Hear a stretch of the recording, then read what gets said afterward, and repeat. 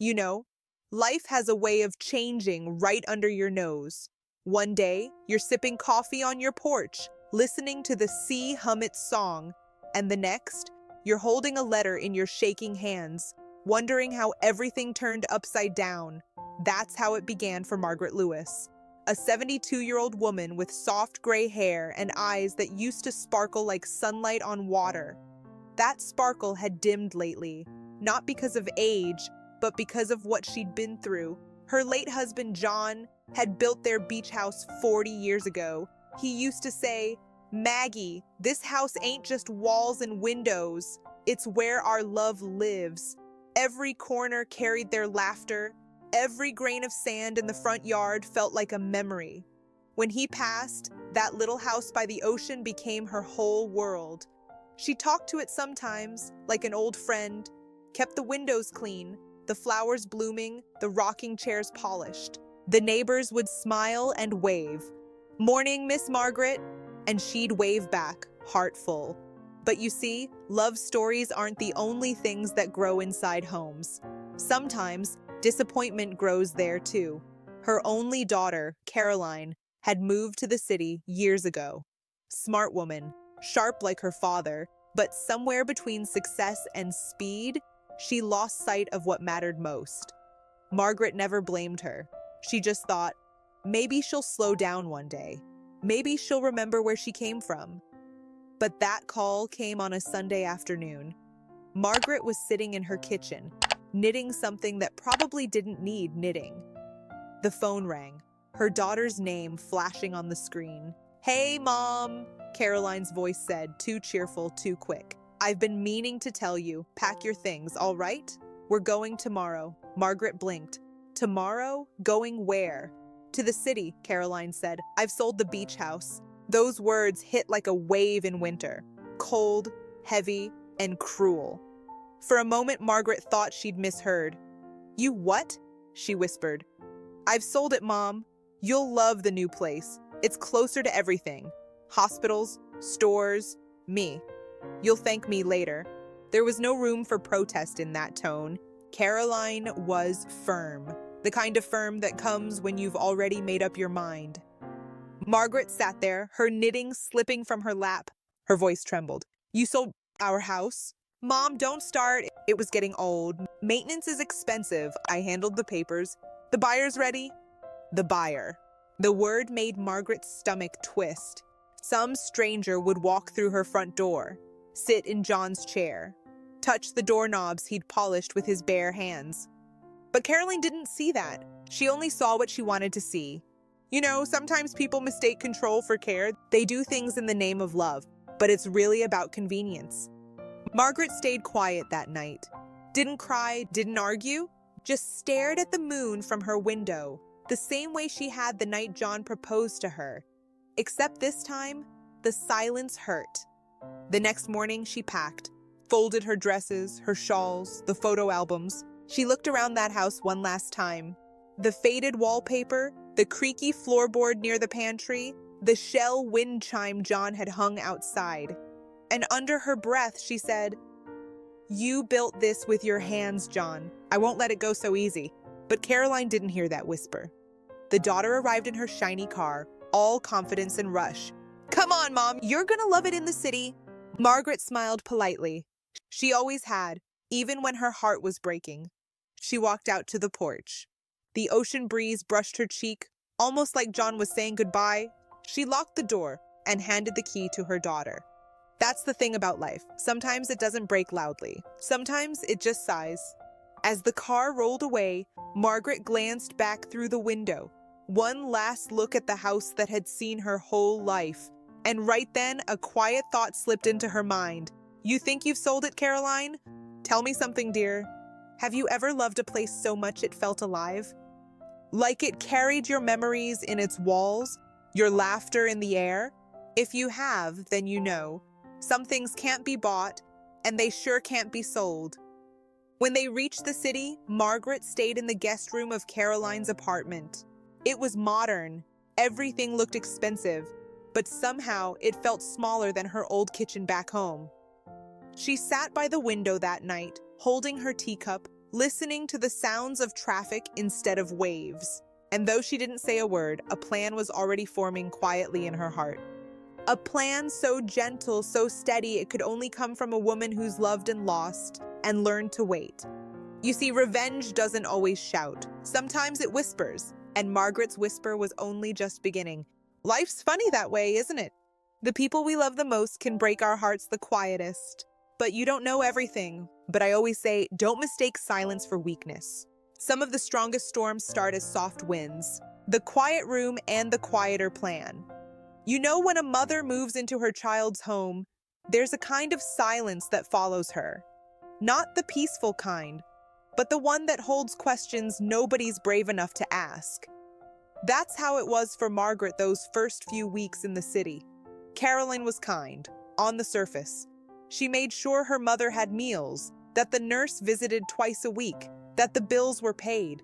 But it wasn't kindness from the heart. It was obligation dressed as love.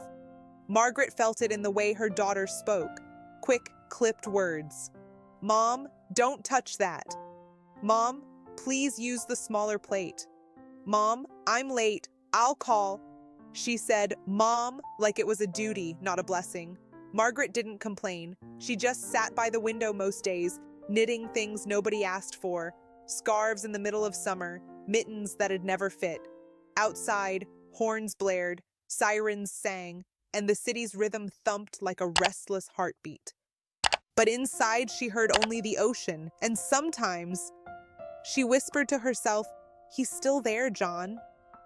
The house remembers us. A month passed. Caroline was busy. Meetings, dinners, deadlines. She'd come home late, perfume still fresh, heels clicking on the floor like punctuation marks. One evening, while Margaret waited for her tea to boil, she overheard Caroline on the phone. "Yeah, the sale went through.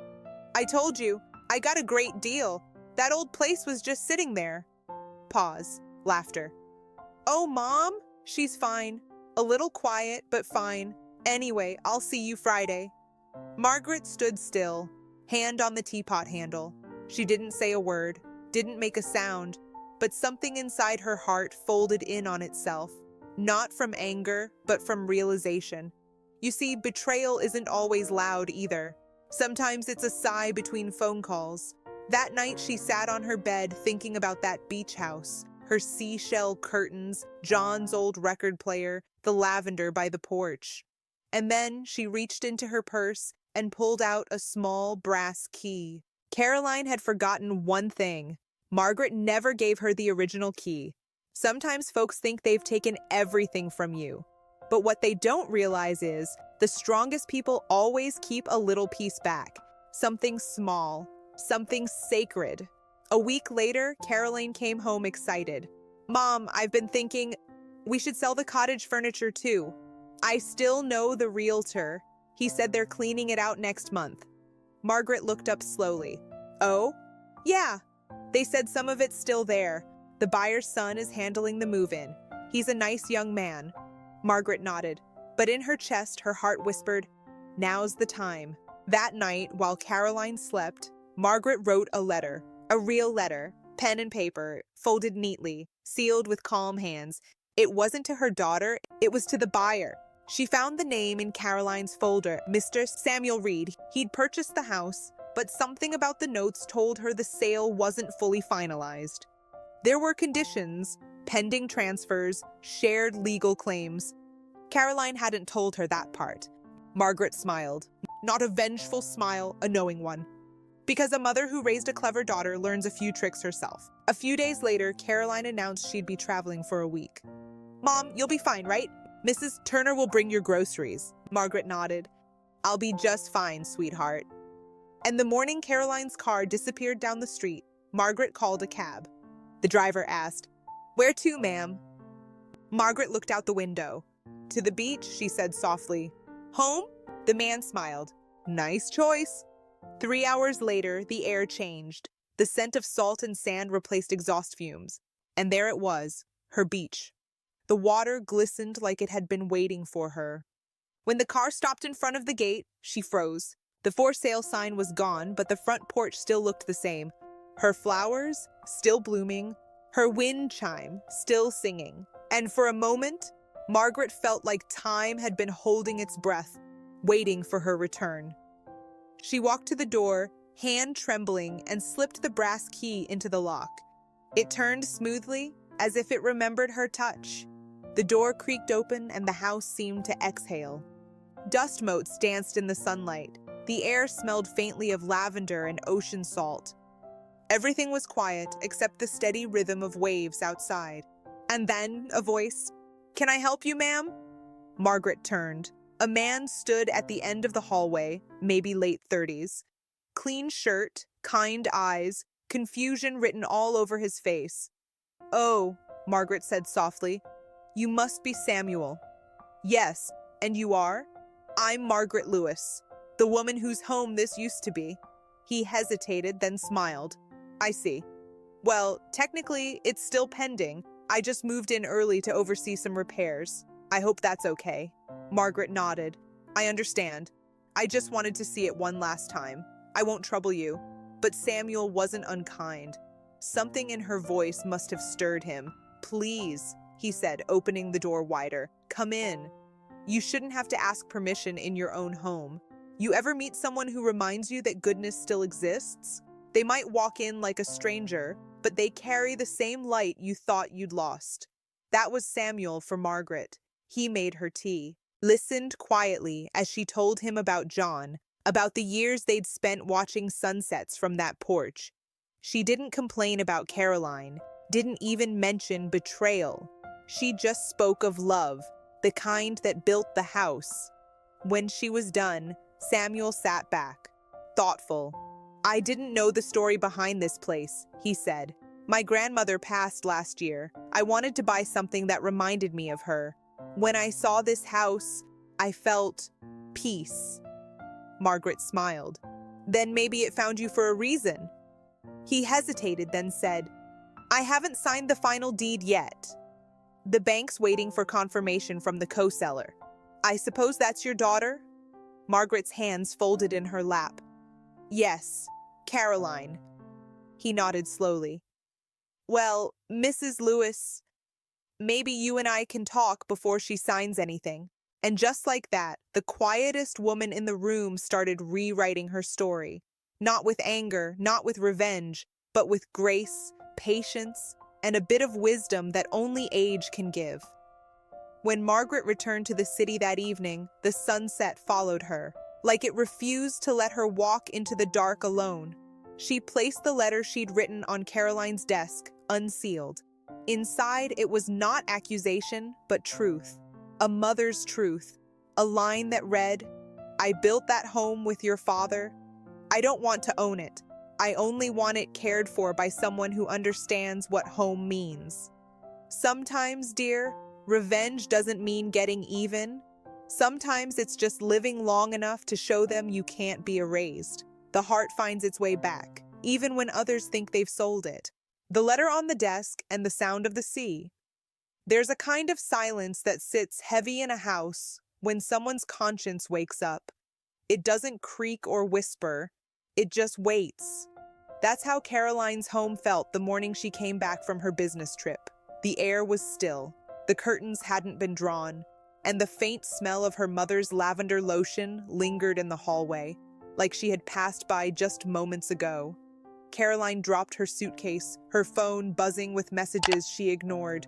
She noticed something on the edge of her desk, a single envelope. No stamp, no name, just her mother's careful handwriting. She hesitated before touching it. Maybe she already knew what it was. She sat down, hands trembling slightly, and unfolded the letter. "My dear Caroline, I hope you never have to learn how it feels to lose a home twice. The first time it hurts. The second time, it changes you. I don't blame you for selling it. You thought you were doing what was best. But my dear, some things can't be sold. Not the walls that held laughter, not the floor that carried our tears. I went back to see it, Caroline. I met the man who bought it. A kind soul. He reminded me of your father. He listens, not just hears. That's rare these days. I'm not angry. I just needed to say goodbye in my own way. Mom. Caroline read the letter twice, once as a daughter and once as the woman who had forgotten how to be one. Something cracked open inside her chest, not loudly, but enough to let the air in. For the first time in years, she felt small again, not because of failure, but because of memory. She could see it all. The summers at that beach house, the smell of grilled corn, her father's laughter echoing against the waves, her mother's soft humming while folding towels on the porch. It wasn't just a house. It was the last place she had ever felt whole. And she had sold it. Sometimes, dear, we don't recognize the value of love until we turn the key and realize the door won't open anymore. Caroline folded the letter and placed it on her lap. Her throat tightened. She called her mother's name, softly at first, then louder. No answer. She rushed to her mother's room. The bed was neatly made. The chair by the window was empty. Her shawl, the one she always wore when knitting, hung perfectly over the backrest. Caroline felt panic rise. She checked the kitchen, the porch, even the garden. Nothing. Then she noticed a small note pinned to the fridge. Don't worry, dear. I just needed some air. Love, Mom. But Margaret hadn't taken her purse or her phone or even her coat. Something about that note didn't sit right. Caroline called every friend her mother had. No one had seen her. She called the nurse. No visit today. Hours passed, and the silence in the house began to hum with guilt. Meanwhile, miles away, Margaret sat by the window of a small seaside inn. The ocean stretched wide and endless before her. She had left the city quietly, one bag, her knitting, and the brass key still warm in her palm. She wasn't running, she was returning. The innkeeper, an older woman named Ruth, had recognized her the moment she walked in. Mrs. Lewis, haven't seen you here since John passed. Margaret smiled faintly. Feels like a lifetime ago. Ruth poured her tea and sat beside her. You staying long? Margaret looked out toward the waves. I'll know when it's time to leave. You see, when life breaks your heart, sometimes the best medicine is distance. Not to escape, but to listen. The heart tells the truth only when the noise stops. That night, Margaret wrote another letter. This one wasn't for Caroline. It was for Samuel. Dear Mr. Reed, thank you for showing kindness to an old woman who showed up at your door with nothing but a story. I don't know what the future holds for that house, but if you ever hear from my daughter, please tell her one thing. The beach will always remember her laughter, even if she's forgotten how to find it. With gratitude, Margaret Lewis. She sealed it, then tucked it inside her knitting bag. Outside, the wind was picking up. The sea roared, not angry, just alive. Back in the city, Caroline's anxiety turned to fear. It had been 2 days. She'd filed a missing person report, though the officer's gentle tone told her what she already knew. Elderly people sometimes just go back to where they feel safe. That thought made her heart sink. Could her mother have gone back to the beach house? She didn't even hesitate. She packed a bag, grabbed her car keys, and drove through the night. Sometimes the road home doesn't show up on a map. It's paved with memories, guilt, and prayers, whispered too late. Caroline arrived by dawn.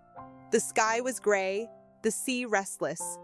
She saw a light flickering in the window of the old inn down the road, the one her mother and father used to visit on weekends. She parked and ran up the steps, rain soaking through her jacket.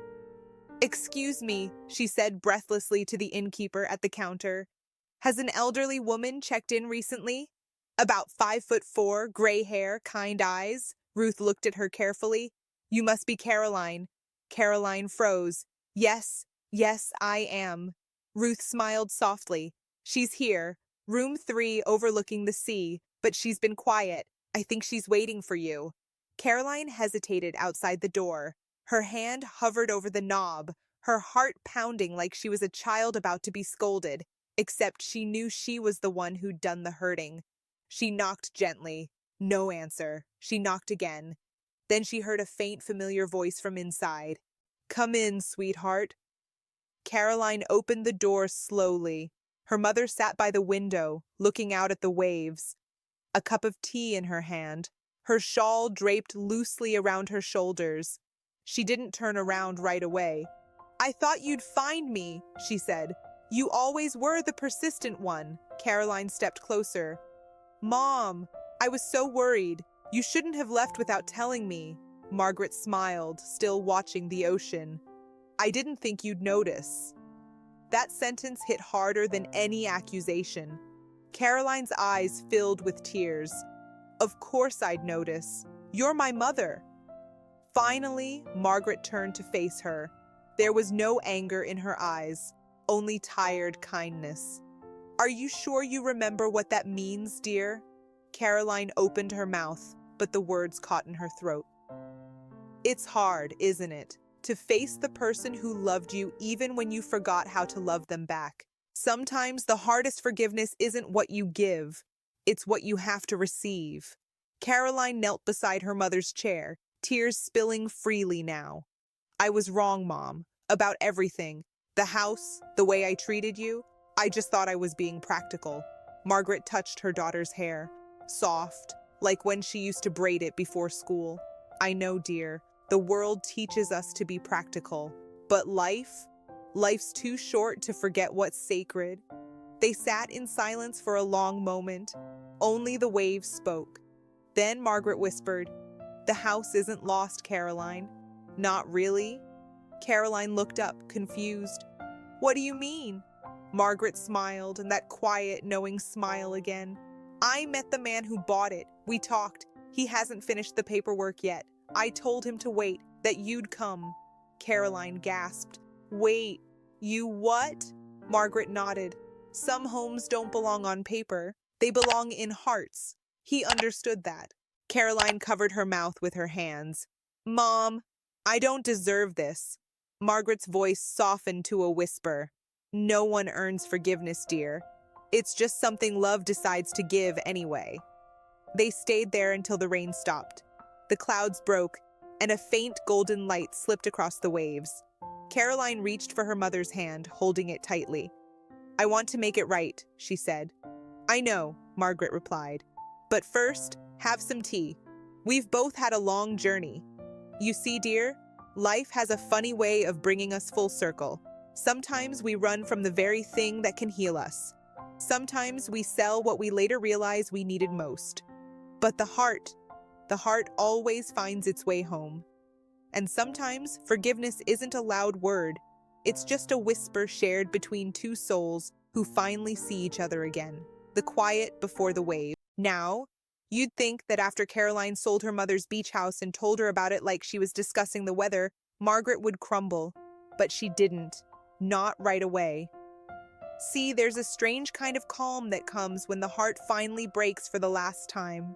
It's quiet, almost peaceful, like the stillness after a storm that's taken everything. Margaret sat by her window that evening, watching the sea fade into dusk.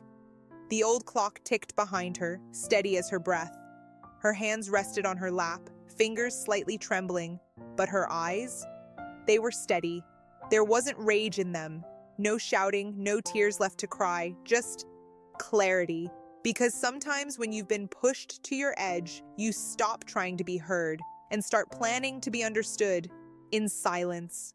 And oh, Caroline didn't know it, but that silence was the sound of something dangerous being born. The next few days moved like honey, slow, sticky, dragging. Caroline was busy finalizing the sale, her phone ringing nonstop, her voice sharp, efficient. She'd walk through the house barking instructions to movers, already speaking of plans for the future and what's practical. But Margaret, she didn't say much, just nodded, smiled faintly, and watched. She'd watch as they boxed up old family photos, her late husband's tools, the seashells she and Caroline had once collected when Caroline was just a girl with sand on her knees and wonder in her eyes.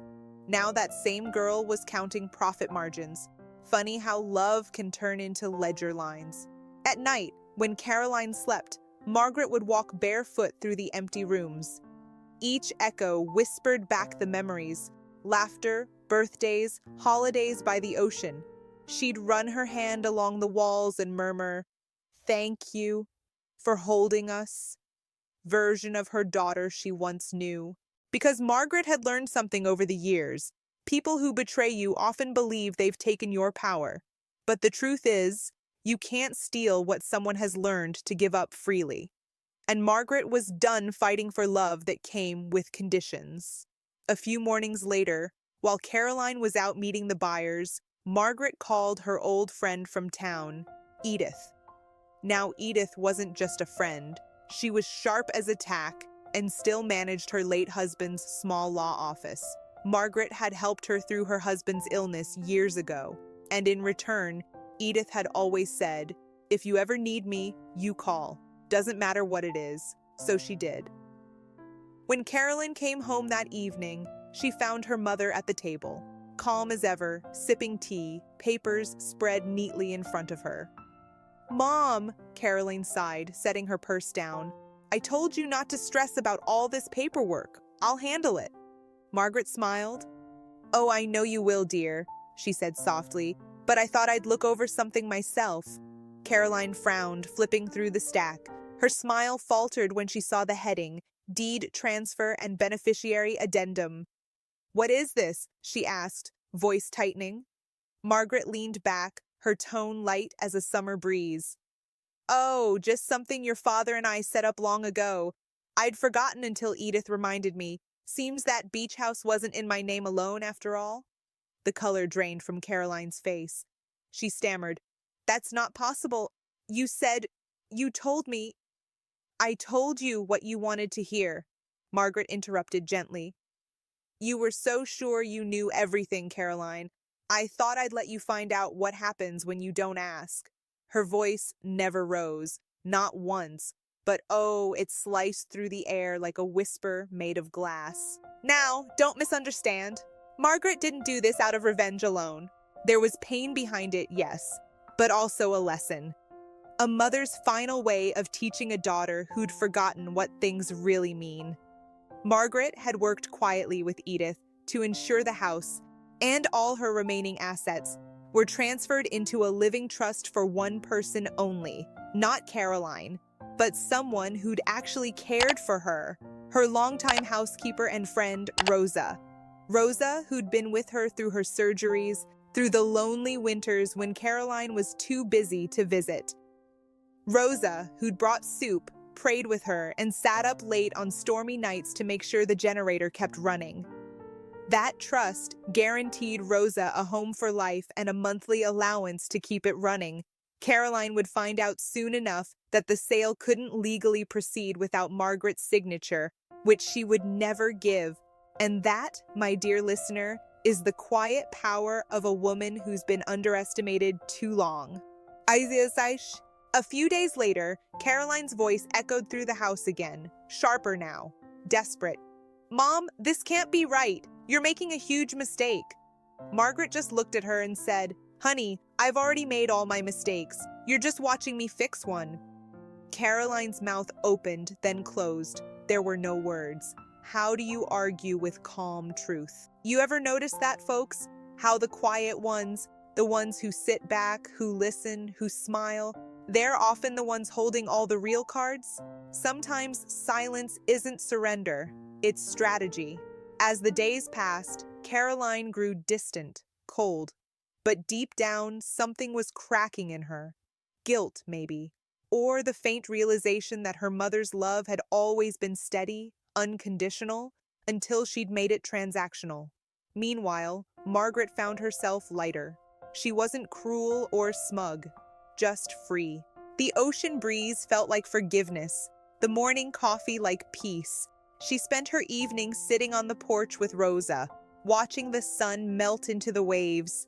Sometimes they'd talk, sometimes they'd just listen. The world finally quiet again. Margaret would say, half to herself, "People think strength means shouting, but no, Rosa. Real strength is what's left when you stop needing to prove anything." And Rosa would smile, squeeze her hand, and whisper, You're the strongest woman I know. Now, if you're listening to this and it reminds you of someone, a mother, a daughter, a friend who's been taken for granted, go ahead and tap that little heart below. Maybe share this story with someone who needs it. Because sometimes stories like this, they help people find their voice again. But hold on, don't think it ends here, because Caroline's pride wasn't done yet. And the thing about guilt, it has a way of clawing back to the surface. One morning, just when Margaret thought peace had finally settled in, a letter arrived. No return address, just her name, written in a hand she knew all too well. She hesitated, heart thudding, then opened it. Inside was a short note, only one line. It read, "You'll regret this, Mom. I'm not done." And that, my dear listeners, is where things begin to turn. The weight of silence. Now, when that letter came, folded so neat and written in that careful, almost trembling hand, Margaret didn't rush to react. She just sat there a moment, the paper resting on her lap, eyes unfocused, like she was watching the sea again, waiting for the tide to decide what it wanted to take. You see, at her age, Margaret had learned something the hard way. People who threaten peace often don't want power. They just can't stand seeing you live without needing them. And that was Caroline all over, a daughter who once needed her mother's approval more than air, and now couldn't bear her mother's quiet independence. Margaret folded the letter once more, slipped it back into the envelope, and tucked it in her Bible. Not out of fear, out of remembrance, a reminder that even love, when twisted by pride, can turn sharp enough to cut. The days that followed were calm, too calm maybe. Margaret kept her routines, watering the garden, feeding the birds, and sipping tea with Rosa every morning at 9. But every now and then, she'd catch her breath at the sound of tires on gravel or a knock at the door that didn't come. That's the thing about betrayal. Even after it's over, it leaves echoes. You start waiting for the next hurt, even when you've done nothing to deserve it. And then one afternoon, the quiet broke. Rosa had gone to town for groceries, and Margaret was dozing by the window when she heard a car door slam outside. Slow, firm footsteps followed. And then, Caroline's voice. "Mom, open the door." Margaret's heart skipped, not from fear, but from that deep ache only a mother can feel when her child still hasn't learned. She opened the door, calm as always. Caroline stood there, eyes red, lips tight, her perfect hair messy like she'd been driving for hours, and in her hand was a crumpled piece of paper. "Why did you do this, Mom?" she said, her voice low, shaking. "You embarrassed me. You made me look like a fool in front of the buyers. You think that was fair?" Margaret tilted her head, gentle but firm. "Fair," she said softly. "You sold my home without a word, Caroline. You called it practical. I call it cold." Caroline threw up her hands. "I was trying to help. You can't take care of this place anymore. You're old." Margaret's eyes narrowed just slightly. "Old," she repeated. "Yes, old enough to know that when people say they're helping, it's often themselves they're helping most." Silence. Just the wind and the hum of the ocean. You ever notice that? How some folks confuse control with care.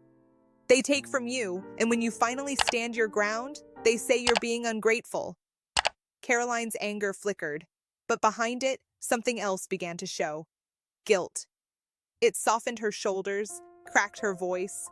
"Mom," she said after a long moment, "I didn't mean to hurt you. I thought I knew what was best." Margaret smiled sadly.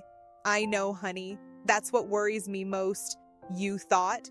Caroline looked down, the fight drained out of her.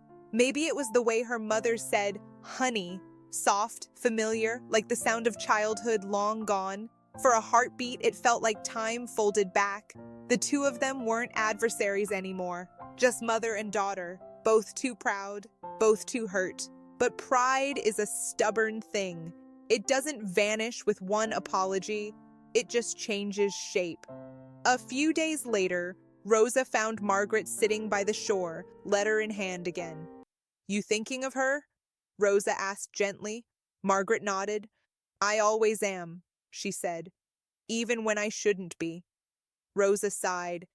"Children forget sometimes that parents have feelings too." Margaret smiled faintly. "Oh, I don't think she forgot," she murmured. "I think she just thought mine didn't matter anymore." And that night, Margaret decided to write her own letter, not to fight, not to defend herself, but to leave behind truth, in ink, not argument. Her hand trembled a little as she wrote, but the words came easy. "My dearest Caroline, you've spent so long trying to make life easier for me that you forgot what makes it worth living. I didn't need another house, another plan, another version of security. I needed to be seen. I needed my daughter to look at me and still see mom, not a burden or a line item. You can't buy peace, Caroline. You build it. And sometimes it's built on the rubble of what you thought was right. I forgive you, not because you asked, but because I can't live carrying this weight anymore. Love, Mom." She sealed it, pressed her thumb over the envelope like a prayer, and placed it on the mantel.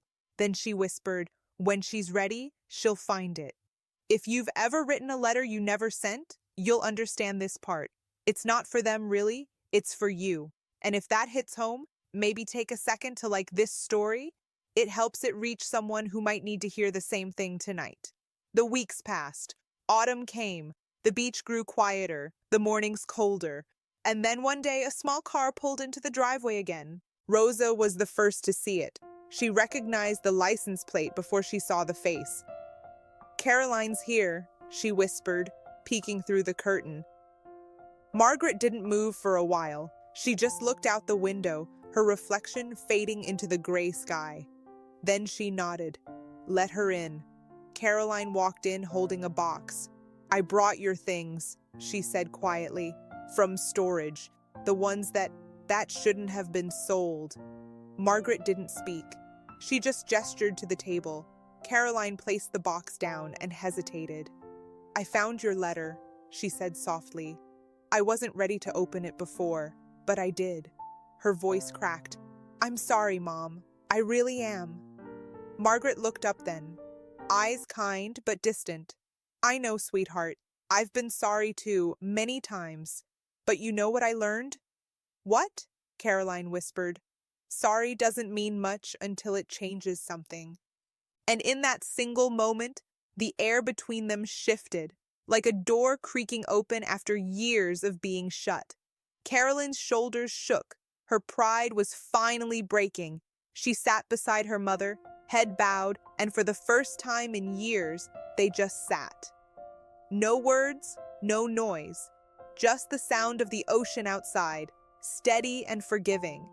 Margaret reached over, laid her hand on her daughter's and said, "You don't have to fix what's broken, Caroline. You just have to stop breaking it." You see, folks, forgiveness isn't weakness. It's just love that decided to stay strong even after the hurt. But Margaret knew this too. Forgiving didn't mean forgetting.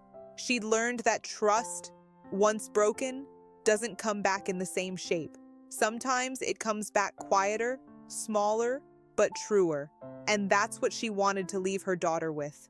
Not anger, not shame, just truth. As the day faded, Caroline got up to leave. She stood by the door, eyes red, voice trembling. "Can I come back tomorrow?" she asked. Margaret smiled. "You don't have to ask, sweetheart. Just come home." That night, Margaret watched the waves crash against the shore, silver under the moonlight. Rosa joined her, silent as ever, holding 2 cups of tea. Margaret sighed. "You know, Rosa, I used to think life gave us tests so we'd prove how strong we are. But maybe it's the other way around." Rosa smiled. "How do you mean?" Margaret looked out over the water. "Maybe life breaks us a little, just to show us who we still are when there's nothing left to lose." Rosa nodded. "And who are you now?" Margaret smiled softly. "Free. So if you've ever had to walk away from someone you love, If you've had to teach your piece how to stand on its own, remember this story, and remember her words, because sometimes the quietest voice in the room, the one they ignored, dismissed, and underestimated, turns out to be the one they remember for the rest of their lives. What she didn't know was, some stories don't end with grand gestures or big apologies. They end in the stillness that comes after, when hearts finally stop shouting long enough to hear each other again. That's how it was for Margaret and Caroline. The days after that last talk were quiet. Caroline came back a few times a week, helping around the house, bringing groceries, sometimes just sitting in the living room while her mother read by the window. They didn't talk about the sale anymore, or the buyers, or the hurt that still sat between them. But you could feel something changing. Slow, steady, like the tide bringing sand back to the shore after a storm. Margaret didn't say it out loud, but she noticed.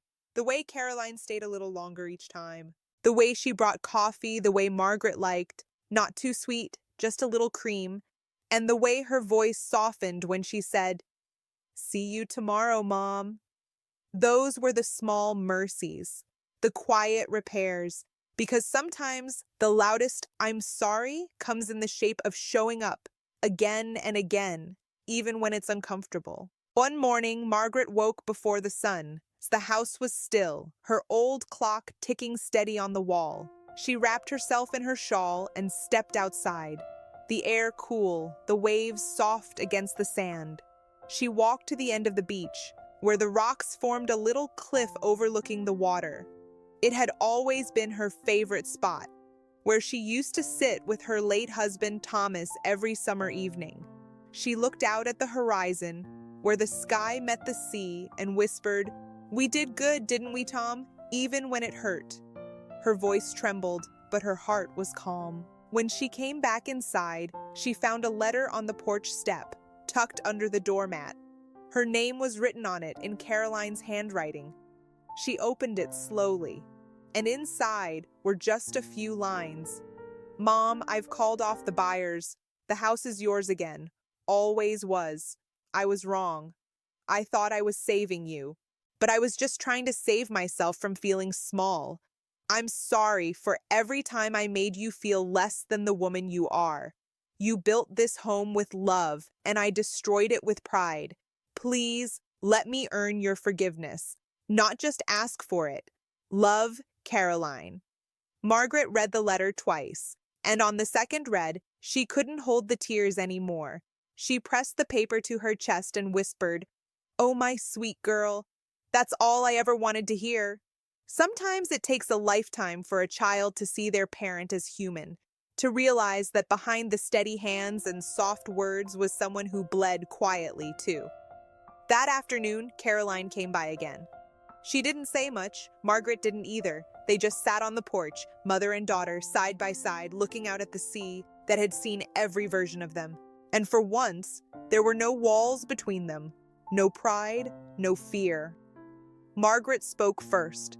"Caroline," she said, "do you remember when you were little, how you used to collect seashells?"